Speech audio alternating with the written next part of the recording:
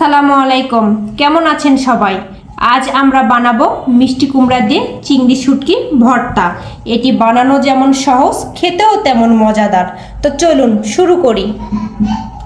ভর্তা বানানোর জন্য আমি এখানে নিয়ে নিয়েছি মিষ্টি কুমড়া। মিষ্টি কুমড়াগুলোকে ছোট ছোট করে স্লাইস করে কেটে নিয়েছি। মিষ্টি কুমড়ার এই ছালটা কিন্তু আমি ফেলে দেই নাই।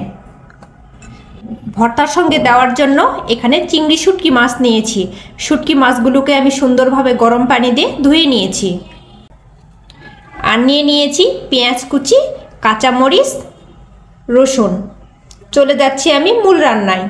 মিষ্টি কুমড়ার উপরে দিয়ে দিচ্ছি হলুদ গুঁড়ো, মরিচ গুঁড়ো, লবণ। সবগুলো উপকরণ একসঙ্গে মাখিয়ে নেব।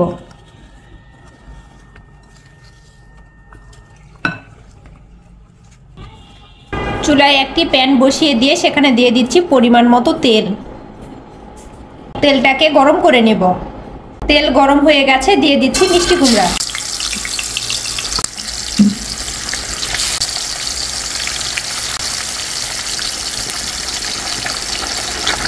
মিষ্টি কুমড়াগুলোকে এপিট ওপিট করে সুন্দরভাবে ভেজে নেব।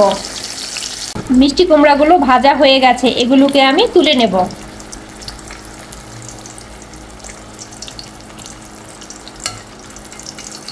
একইভাবে সবগুলো মিষ্টি কুমড়া আমি ভেজে নেব। একটি প্যানে দিয়ে দিচ্ছি পরিমাণ মতো তেল।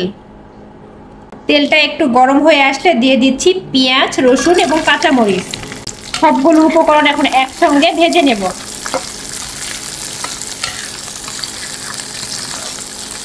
হালকা ব্রাউন কালার করে ফ্রাই করে নিয়েছি। এ পর্যায়ে দিয়ে দিচ্ছি চিংড়ি শুটকি। আবারও সবগুলোকে একসঙ্গে ভালোভাবে ভেজে নেব।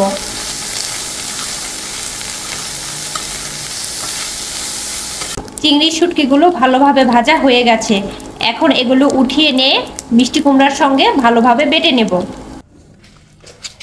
আপনারা চাইলে ব্লেন্ডারও ব্লেন্ড করে নিতে পারেন, তবে শিলপাটায় বাটা ভর্তার স্বাদ কিন্তু দ্বিগুণ বেড়ে যায়।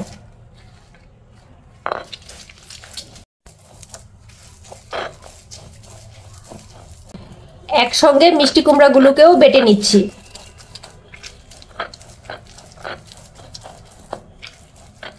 সবগুলো উপকরণ একসঙ্গে বেটে নেওয়া হয়ে গেছে। এখন এখানে দিয়ে দিচ্ছি স্বাদ অনুযায়ী লবণ এবং সরিষার তেল। সবগুলো মাখিয়ে নেব।